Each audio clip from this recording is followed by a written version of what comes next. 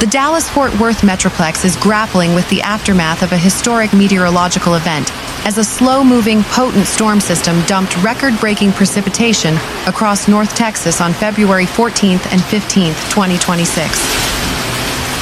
What began as a festive Valentine's Day weekend quickly transformed into a public safety crisis as urban drainage systems were overwhelmed, creeks burst their banks, and emergency crews worked around the clock to perform daring water rescues.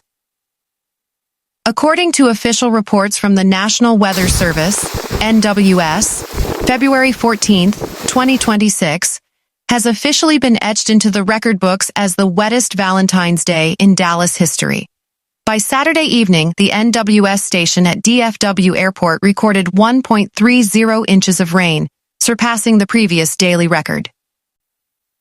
However, localized totals in parts of Dallas County were significantly higher, with some rain gauges reporting nearly 3 inches of accumulation within a 6-hour window. The storm was fueled by a deep trough of low pressure pulling moisture from the Gulf of Mexico, colliding with a stagnant cold front over North Texas.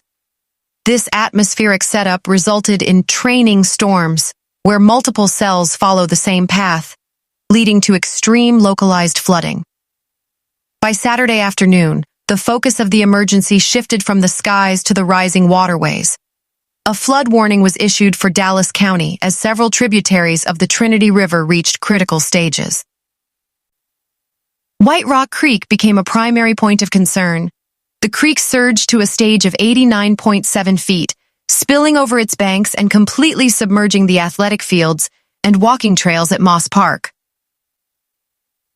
Residents in the Lake Highlands area reported water encroaching on residential streets, prompting the city to deploy temporary barriers and close several low-water crossings.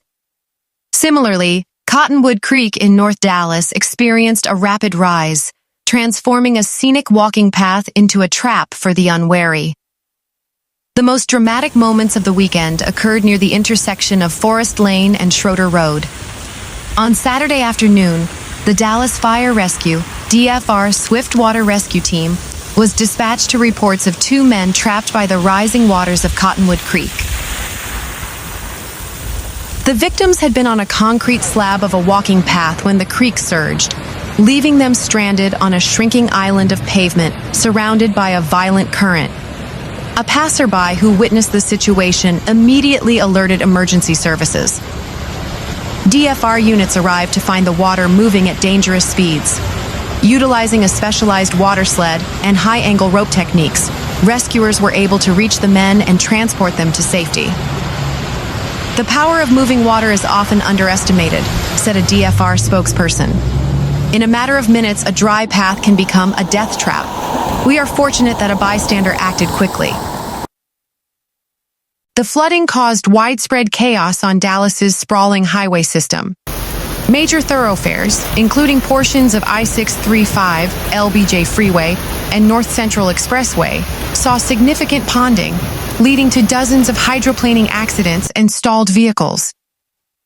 At one point on Saturday evening, over 40 traffic signals across the city were reported out of service due to power fluctuations and water damage, forcing the Dallas Police Department to divert officers to major intersections for manual traffic control. Encore, the primary electricity provider, reported that approximately 15,000 customers in the Metroplex lost power as high winds gusting up to 60 miles per hour downed power lines into saturated soil. The February 2026 flood event serves as a stark reminder of Texas's weather whiplash. Just days prior to the storm, the U.S. Drought Monitor indicated that nearly 74% of the state remained in some stage of drought. While the rainfall provided much-needed moisture to parched landscapes, the intensity of the downpour meant that much of it resulted in runoff rather than absorption into the soil. Climate experts note that as temperatures rise, the atmosphere can hold more moisture, leading to these short-duration, high-intensity events that overwhelm 20th-century urban infrastructure designed for more moderate rainfall patterns. As of Sunday evening, February 15th, the heaviest rain has moved toward East Texas and the Houston area. However, The NWS warns that while the sun may peek through by Monday, the danger is not over. Many creeks remain at flood stage, and the ground is so saturated that even light additional rain could trigger new flooding or cause weakened trees to topple. City officials are currently assessing the damage to public parks, bridges, and road surfaces. Residents are encouraged to report property damage via the City of Dallas 311 system. The mantra for the week remains, turn around, don't drown. Authorities emphasize that 6 inches of moving water can knock an adult off their feet, and 12 inches can sweep away most small cars. Meanwhile, as the floodwaters from the historic storms of February 14th to 15th, 2026, begin their slow retreat into the Trinity River Basin, the city of Dallas and its surrounding municipalities are facing a staggering economic reality. Preliminary assessments by economists and disaster relief agencies suggest that the total economic impact could reach the multi-billion-dollar range, making it one of the costliest weather events in North Texas history. The most immediate and heartbreaking loss is felt in the residential sector. Thousands of homes in low-lying areas, particularly those near White Rock Creek, Joe's Creek, and Cottonwood Creek, suffered varying degrees of inundation. A significant portion of the affected homes were located outside of the federally designated 100-year floodplains. As a result, many homeowners do not carry supplemental flood insurance through the National Flood Insurance Program, NFIP. For these families, the cost of drywall replacement, flooring, and electrical repairs will likely be out-of-pocket expenses. Real estate analysts warn of a potential short-term dip in property values in newly identified hot zones. The cost of structural repairs for a single flooded home in the Dallas area currently averages between $40,000 and $75,000, depending on the depth of the water. Retailers in the North Central Expressway corridor reported catastrophic losses as basement storage areas were submerged. Luxury auto dealerships along Lemon Avenue moved hundreds of vehicles to higher ground, but those unable to do so in time face losses in the millions. The indirect costs, lost revenue due to closures, broken supply chains, and employee inability to commute, are estimated to exceed $150 million per day for the DFW Metroplex during the peak of the event.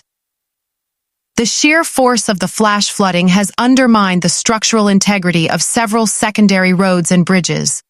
The Texas Department of Transportation, TXDOT, is currently inspecting highway overpasses for signs of scour and erosion. The city's aging drainage infrastructure was pushed beyond its limits. Repairing burst culverts and clearing massive debris blockages from the storm sewer system is expected to cost the city's general fund tens of millions of dollars. Popular sites like White Rock Lake Park and Moss Park have suffered significant damage to trails, pavilions, and irrigation systems.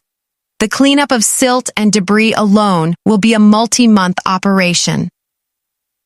As a global logistics hub, the closure of runways and ground operations at DFW International Airport and Dallas Love Field created a ripple effect across the United States. With DFW being a primary hub for American Airlines and major freight carriers like FedEx and UPS, the 48-hour disruption delayed thousands of tons of time-sensitive cargo, including pharmaceuticals and perishable goods.